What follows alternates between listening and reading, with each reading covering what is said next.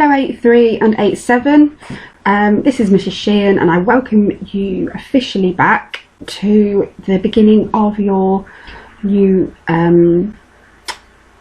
school term and the new year 2021. For those of you that attended online last week, you'll know that this is how we're doing lessons now, and if some of you are now attending your first lesson, hopefully today will give you a nice ease into how we're going to do things from now. So you should be watching this video because you've already attended the virtual lesson, and I have introduced what we're doing, and I've then directed you to come to this video to start the tasks. So as I stated in the class, the virtual lesson, when you finish a task and you need some help, or if you're working through something and you're unsure of what to do, please do just flag to me that you need my attention by raising your hand on Teams. You can just shout out and I'll hear you, or you could type something in the chat bar. That will get my attention. So even though my camera and my mic is muted, I am still sat in front of my computer. I'll just be busy doing something else, but I will be there to help you when you need it. So as I've already introduced, to this term we're starting to study the book I Am Malala. So we'll be looking at non-fiction writing, and particularly autobiographies. So this lesson we're going to work through some etymology of words and why they are pronounced the way they are and written the way they are, and then start looking at Malala herself, her early life, her inspiration, things that happened in the book that influenced her. Yes, and then we're going to continue with this as of tomorrow. So if you could put the date, which is Monday the 11th of January 2021, and the title, Spring Term 1, I Am Malala. And then in the corner, if you can just put Mrs. Sheehan in the top left-hand corner of your exercise book page, so you know that it's a lesson you've done with me. Because the other teacher you're going to have is Mrs. Spires, so some of your lessons will be with her. She will be doing the lessons that Miss Danielle did last term. Once you've done that, I am just going to quickly discuss with you. We've already done that, so I'm not going to do that. You would do now tasks. So once you've neatly done your date and title as you would if you were in a normal lesson, I'd like you to do this do now task. So this should take around 5 minutes. So create a mind map as you see below and answer each of the 5 strands. So we're going to be looking at the idea of somebody's name. So what is in a name? So in the centre of your mind map you'll put name in inverted commas as we have here. And then I'd like you to address these 5 questions around the edge. So why are names important? What is a name? What is its function? Why do we use them? Imagine a world where we didn't have any names, only numbers, and what would it be like then? How would you describe what a name is? And how are surnames and Christian first names different and why? So if you could just do that, pause the video, take around 5 minutes, and then when you're done, restart. So you should now have completed your mind map and got some information about names. I will probably try and I'll be calling out to you as you watch this video to get some feedback from you about what we've put there, and that's how we're going to kind of work through this as a lesson. So now I'd like you to have a think about I Am Malala, and what do you know about the person that we know as Malala, her name Malala. You might not have heard of her, or many of you I think may well have done. So just have a think, just a little brainstorm. You don't need to write anything down, just a minute. Who is Malala? What do you know about her? Okay, so Malala is a young lady who was targeted by the Taliban for speaking out about women's education. So it was illegal for women to be educated. She was educated, and she was shot in the head on the way to school, or on her return from school, sorry, which then meant that she had to leave the country. She actually moved to the UK, and then she spoke out very publicly across the world about women's rights to not only education but just in general, and how the suppression of women's rights was so bad, and the traumatic and devastating effect it could have on somebody's life.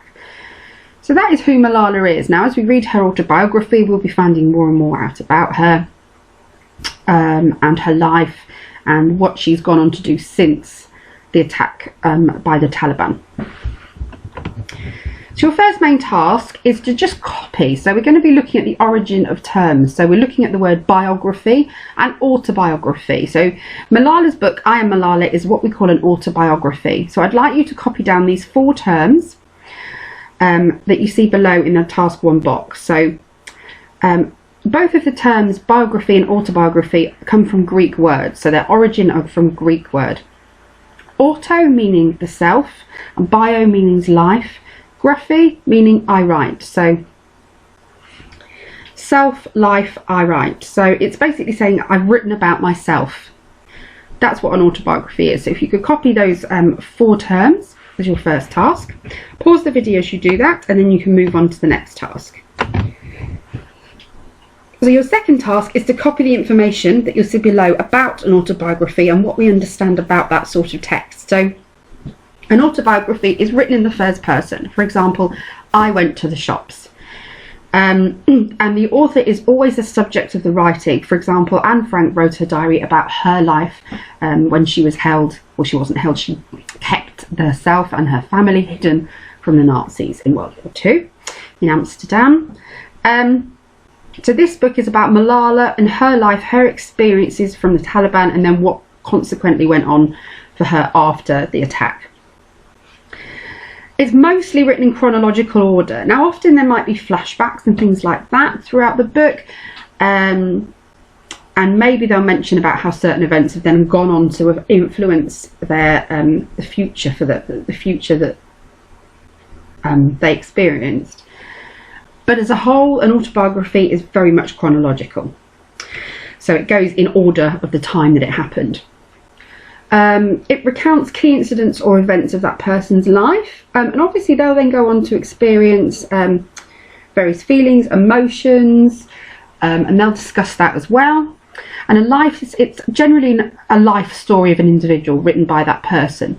And often people choose to write autobiographies if they have had a particularly eventful life. Maybe they're a person of public interest, so a celebrity or a politician. So somebody that somebody would want, another person would want to read about. It's very unlikely that Joe Bloggs or just any old person would write an autobiography with the view that it would be published. So some people will write like memoirs. So if you're an older person, people would write a memoir of their life, just to try and kind of formulate memories and give information for mostly family members. So my grandfather, he wrote some memoirs, not many, because I think he decided he didn't have enough to write about, but I'm sure he did. But before he died, which was about 12 years ago, he when he realised his health was failing, he wanted to put some information from his life down on paper for the likes of his grandchildren, so me, my cousins, my brother, to read in the future. So he chose to write about his early life. He grew up in World War II, his life down on the south coast, and he wrote about how they struggled with food during rationing, the fact that he lost his father when he was very young. He talks about his early life when he started entering into the world of business and how he developed his company, and also while he was in the Home Guard and the roles that he had to do then. So there was all sorts of things that he wrote about. Nothing that really sounds that interesting, probably to the likes of you, but to somebody like me who's a family member, it is interesting, and it's important that I know that. It keeps me connected to his memory. But autobiographies written that are published are often of more interest to a bigger, broader depth of people. So yeah, if you could write down those 5 bullet points about what an autobiography is, pause the video as you do that, and then we're going to move on. So who is Malala? The author and central figure of I Am Malala, Malala Yousafzai, is a strong, intelligent and intensely passionate crusader for women's rights and the right of free education. During the course of the book, she appears on television and on the radio, before the United Nations and in the Capitol building of dozens of countries, always lobbying for the same issues. She is also extraordinarily young for someone so politically active.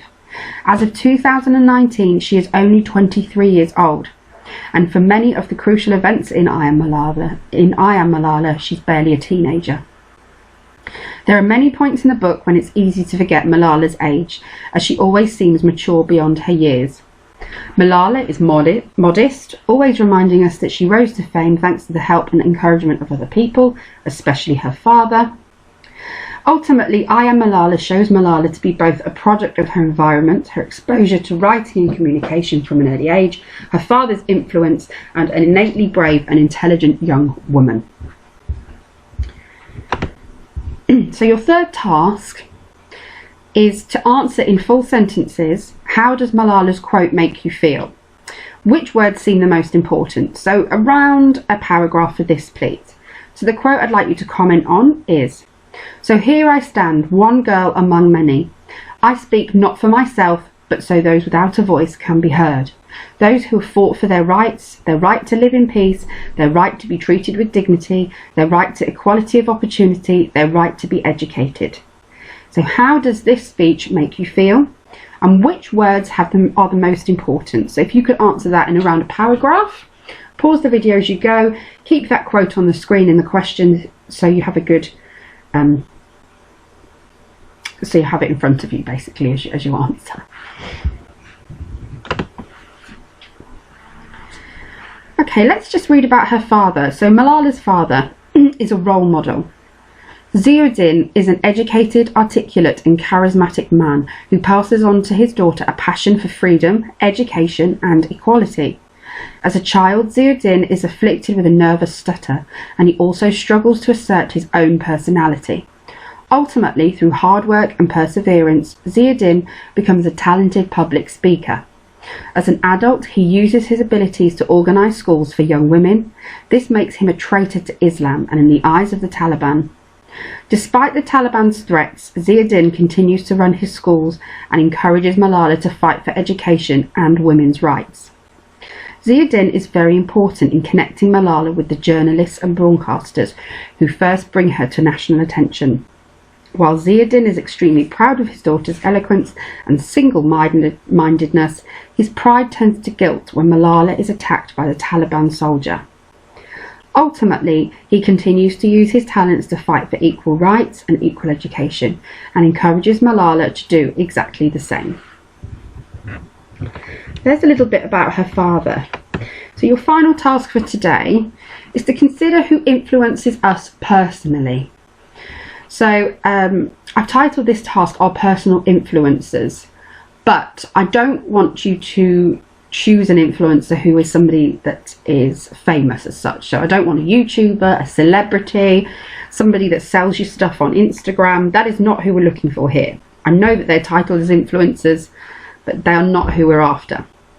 So Malala's father clearly influenced her ability to stand up for what he believed in, but also her drive to overcome adversity. So have a think about who has been a big personal influence to you.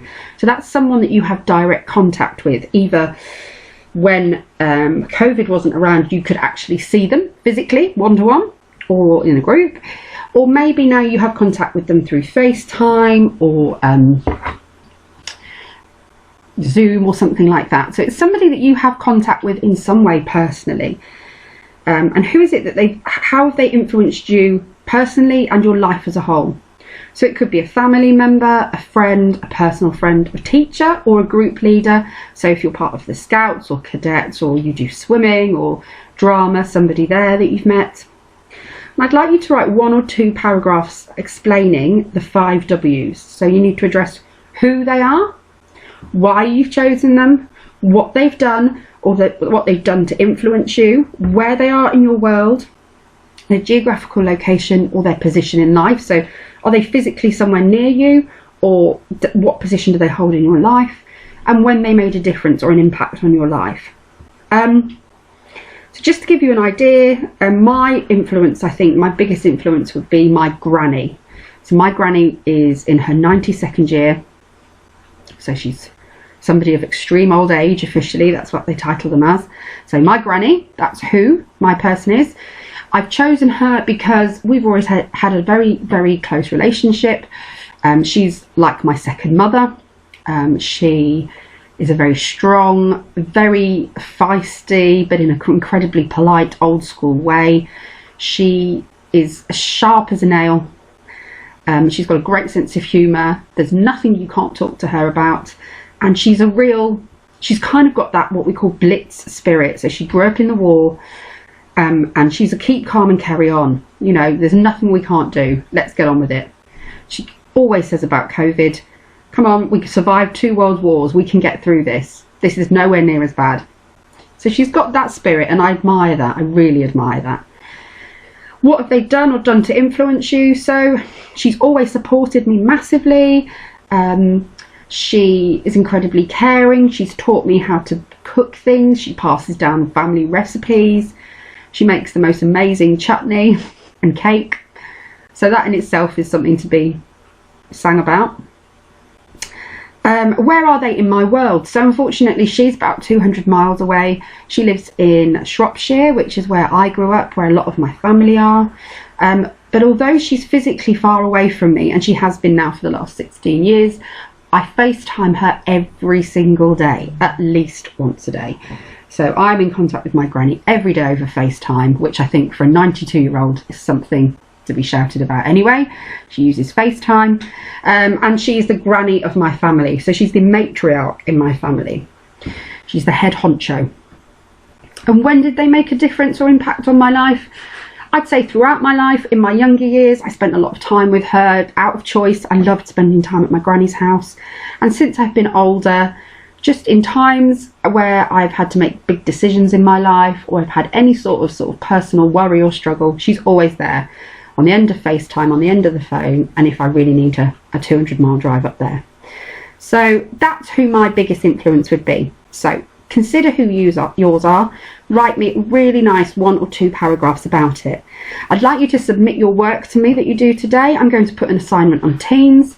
If you can't access Teams, please email it to me. But if you can get it onto Teams, that's the best way for me to access your work and give you feedback. Remember, if you need me throughout this video, just let me know that you're there and you need some help, and I will help you out. See you soon.